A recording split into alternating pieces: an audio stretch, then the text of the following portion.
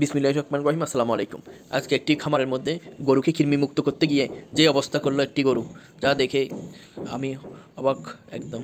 তার চেয়ে বড় বড় গরুকেও কৃমিমুক্ত করলে এই সমস্যা হয় না, এটাকে কৃমিমুক্ত করতে গিয়ে যে সমস্যায় পড়লাম, একজনকে তো আহত করে ফেলছে একদম। এখানে আজকে 4-5টি গরুকে কৃমিমুক্ত করব। কুরবানি ঈদের জন্য প্রস্তুতি নেওয়া হচ্ছে। এই কৃমিমুক্ত করে মোটা তাজাদের করণের জন্য খাওয়া দাওয়া শুরু করবে। তাই আমরা সকলে গরুকে কৃমিমুক্ত করে ফেলবো। যে গরুগুলো কুরবানি দিয়ে বিক্রি করার আশায় আমরা ক্রয় করেছি, তা আমরা এখন থেকে কৃমিমুক্ত করে ফেলবো। রমজানের মধ্যেই কৃমিমুক্ত করে ফেলবো।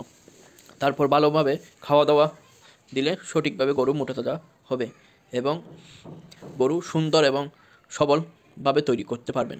তাই আমরা সকল গরুকে কৃমিমুক্ত করে ফেলবো এবং প্রতি 3 মাস অন্তর অন্তর কৃমিমুক্ত করব।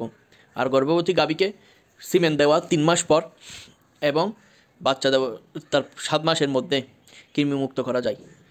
এর পরেও করা যাবে না, এর আগেও করা যাবে না। আমরা এটা মাথায় রেখে গর্ভ অবস্থায় 2বার কৃমিমুক্ত করা যায়। এক হচ্ছে 3 মাসের মধ্যে, 3 মাস পর, আর একটা হচ্ছে যখন গরুর বয়স 7 মাস, তখন আরেকবার কৃমিমুক্ত করবো। তাহলে অবশ্যই আমাদের গরু সুস্থ থাকবে, রোগ ব্যাধির কম আক্রমণ করবে। কৃমির ইঞ্জেকশন চামড়ার নিচে দিতে হয়, এটা আমরা সবসময় মাথার মধ্যে রাখবো। অনেকে চামড়ার নিচে না দিয়ে মাংসের মধ্যে মেরে ফেলে, তার ফলে গরুর মাংস ফুলে যায় এবং অনেক সময় পেকে পুজ জ্বরে বা পানি জ্বরে।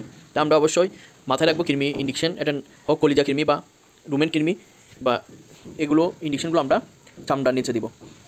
তার ফলে এখন দুষ্ট গরুটাকে কৃমিমুক্ত করার জন্য ইঞ্জেকশন নিয়ে কাছে যাওয়ার সাথে সাথেই সে দুষ্টমি শুরু করে দিয়েছে।